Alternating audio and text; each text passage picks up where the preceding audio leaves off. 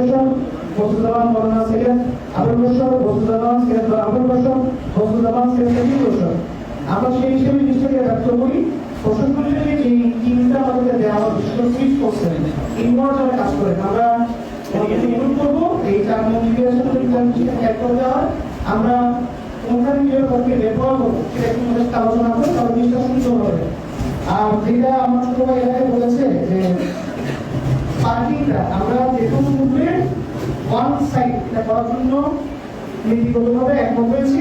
এবং ওই একটা সাইডে যেহেতু আমাদের নিজের ভাই বোনেরা অনেকে এখানে দোকান পাটগুলো সম্পৃক্ত থাকে, প্রশাসন যদি জিনিসটাকে ইনভলভ হয় তাহলে ভলান্টিয়ার অথবা যারা সমাজসেবক যারা থাকবে অথবা শ্রমিক ইউনিয়ন তাদের সাথে কোনো ক্যাওটিক কোনো সিচুয়েশন করা হবে, সুন্দর অবস্থান থাকবে।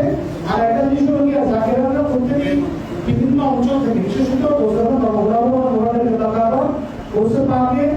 বাংলাদেশের একটা আছে প্রত্যন্ত অঞ্চল থেকে লোকজন আসে, অনেক দরিদ্র লোক তাদের সঞ্চয় দিয়ে বছরে একবার করে আসে দরবারে পাকে। তো এখানে আমি রিকোয়েস্ট করবো প্রশাসনের কাছে যাতে দোকানপাটগুলোতে অত্যধিক টাকা পয়সা তাদের জন্য তাদের থেকে নেওয়া না হয়, এই ব্যাপারে যেন তারা একটু নজরদারি করে। এইটা যে এবং এলাকাবাসী সমাজসেবক এলাকার জনপ্রতিনিধি সর্বোপরি আজকে প্রশাসনের যে প্রতিনিধি ওরা নেতৃত্বে এসেছে তাদের সবাইকে এই রোজা রমজানের মাসের মধ্যে আমাদের মহান আল্লাহ রাসূল সিনসিয়ার এই তার প্রমাণ বহন করছে। আমরা যেন সুন্দরভাবে এই যে সিদ্ধান্ত যেগুলো হচ্ছে সেগুলোকে ইমপ্লিমেন্ট করে আমরা যেন কামিয়াবি ভাবে আমরা যেন